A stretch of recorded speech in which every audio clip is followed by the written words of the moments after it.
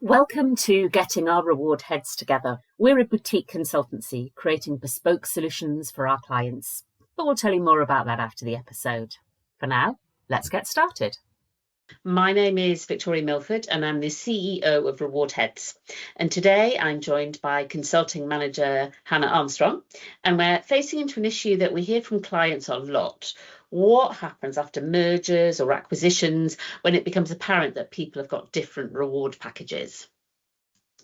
Thanks, Victoria. Hi, I'm Hannah. Yeah, you're absolutely right. It's a challenge that comes up time and time again when organisations go through this kind of activity. And it's usually accompanied by a slightly panicked phone call from HR or reward director.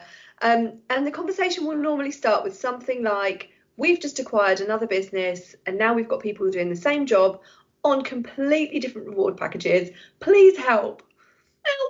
Yeah, it is one of the most common reward issues we see after an acquisition, isn't it? I think, leaders often expect that once the deal is done, everyone can just move on the same pay and benefits framework and job done. Yeah, but unfortunately, employment law, employee expectations, and of course, commercial realities all have other ideas. Yeah, conflicting ideas. Well, let's start with why the situation occurs in the first place. So when company A sort of acquires company B, they're not just buying product or customers or intellectual property. They're also inheriting people and contracts and reward arrangements. And those reward arrangements can look very different. Yeah, and one organisation might have higher base salaries, another might have maybe more generous bonus scheme, one might offer a very enhanced pension contribution or extra annual leave or very valuable legacy allowances. And then suddenly all of those employees become part of the same organisation and often sitting next to each other. Absolutely. And naturally people start comparing, don't they? It's human nature. People don't normally start by comparing themselves to the market. They compare themselves to, as you said, the person sitting next to them. And in a way, it's the same issue that we actually see in pay transparency generally, just brought about by different circumstances. Absolutely. And that's often the difficult questions begin, isn't it? The why am I earning less? Why do they get a bigger bonus opportunity? Why do they have more holiday than me? And all very natural questions. Yeah. I guess in the UK, one of the biggest factors here is TUPE. So while most HR and reward people will be fairly familiar with it, it's amazing how often senior leaders kind of underestimate its impact from a reward perspective. Yeah, that's right. So TUPE protects employees when a business transfers to a new employer. So in simple terms, the acquiring organisation A is inheriting the existing terms and conditions. So that means that pay, benefits, holiday entitlement and various contractual arrangements will often transfer with the employee. Yeah, which means you can't just decide on day one. Everyone's going to move on to the acquirer's package. Exactly. And one of the biggest myths in merger and acquisition integration is that harmonisation should happen immediately. Whereas in reality, when you're trying to force that too quickly, it can create some significant legal and employee relations risks. Yeah, well, let's talk about that, because I think that's where many organisations do get caught out. So the board wants consistency, finance wants simplicity, don't we all? Managers kind of want everyone treated the same. But if you move too fast, that can create more problems than it solves. Yeah, and we've seen organisations focus so heavily on standardisation that they forget about the employee experience. So just imagine that you've gone through the uncertainty of an acquisition and you're wondering what the future might look like. And then you're told that your benefits might be changing or your reward package is being reviewed. It's not exactly confidence inspiring. It is not. And that's before you even consider what the legal implications might be. Reducing pay or removing valuable benefits can expose organisations to significant risks if it's not done correctly. And I think one area that doesn't always get enough attention is retention. So people talk about harmonisation, but not enough people talk about keeping the talent that they've just, frankly, probably spent millions acquiring. I'm nodding away. It's such an important point. Very often the acquired business contains key individuals with really critical skills or, customer relationships or technical knowledge. And if those people are feeling disadvantaged or uncertain or vulnerable, they're often the first to then receive calls from competitors. So if they leave during that integration period, you've potentially lost some of the value that's justified the acquisition in the first place. Yeah, absolutely. And I think that's why many organisations use temporary measures like retention bonuses or transition payments or targeted incentive arrangements. So not as a permanent solution, but as a bridge while the longer term reward strategy is developed. Yeah, and one of the best pieces of advice that we give clients is don't start with the solutions. You have to start with understanding. Absolutely, I couldn't agree more. I think that's true of every project that we do, but particularly in this kind of circumstance. So before you even begin talking about harmonisation, you really need a clear picture of what you've inherited. What are salary structures, what benefits exist, what pension arrangements are in place, what share schemes are operating. What are the biggest differences between the two organisations or two roles? Yeah, and we often recommend creating a reward gap analysis or a reward heat map, if you liked.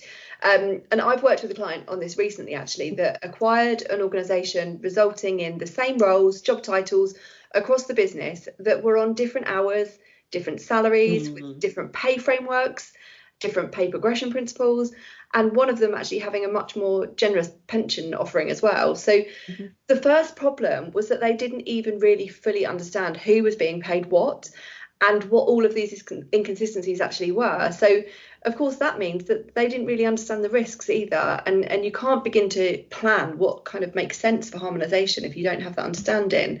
So we did a discovery piece of work to pull all of that together for them and to develop a database, if you like, where all of those reward arrangements were logged in one place and inconsistencies could then really be clearly identified.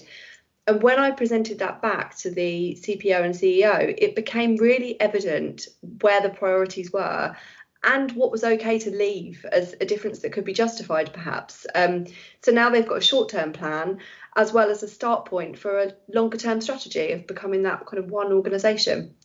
Brilliant. That's a great example, because of course not every difference does need fixing, does it? And not every inconsistency is actually a problem. No, and that's a really interesting point, isn't it? Because organisations often confuse equality with fairness. Yeah, absolutely. And employees don't necessarily expect everyone to get exactly the same package, but they do want to understand why differences exist.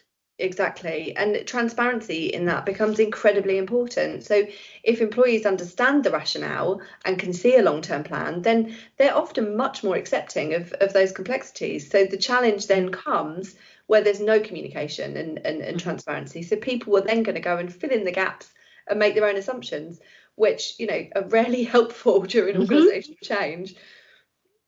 Assumptions are rarely helpful anyway, are they? Okay, well, let's sort of broaden the conversation slightly, because things become even more complex where we're talking internationally. There are international acquisitions. Many countries do have employee protections that are similar to TUPE, that are unlikely to be identical, which is a key point in itself. And there are often restrictions, aren't there, around changing pay, bonus arrangements, or pension-related benefits. And then on top of that, you've got things like tax implications, payroll challenges, local employment law considerations. Yeah, and not to mention global share plans and incentive arrangements.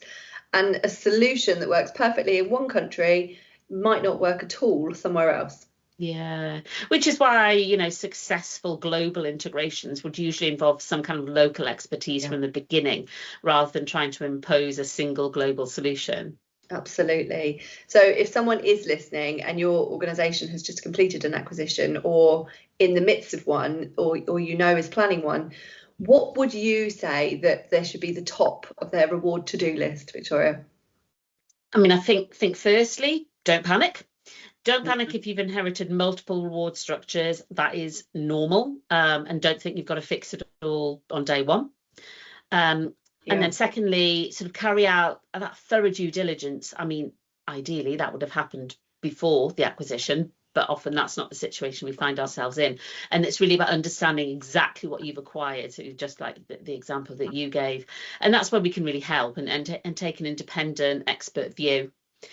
And then I think the third one for me would be focus on retaining that key talent while those longer term decisions are being developed. Yeah, completely agree. And finally, communicate. So, employees can cope with the complexity far better than they can cope with uncertainty. Oh, yeah, I love that. Yeah, perhaps the biggest lesson of all is TUPE may restrict immediate change, but it doesn't prevent sort of thoughtful, well-planned harmonisation over time. Exactly. And the goal isn't simply getting everybody onto the same package. The goal should be creating a reward framework that is fair, that is compliant, and it's commercially sustainable and supports the future organisation. Yeah, absolutely. And that's where reward professionals like us can really add value. Absolutely. So thank you for listening, everyone. You can reach us at rewardsolutions@rewardheads.co.uk, and we'd be really delighted to help. Absolutely, yes. Thanks for listening to Getting Our Reward Heads Together, brought to you by Reward Heads. We are a boutique reward consultancy, as I said at the start. We work with organisations across the UK and beyond to help HR and reward leaders to design fair, engaging, effective reward frameworks and solutions, whether that's pay or benefits, recognition, governance. Every solution we create is bespoke, built around each client's unique goals and challenges. And we also offer things like coaching and trusted forums to keep you connected to the latest reward trends. So if we can support your reward journey, we would love to hear from you. Please do subscribe to hear future episodes and reach out, exactly as Hannah said, on reward solutions at rewardheads.co.uk.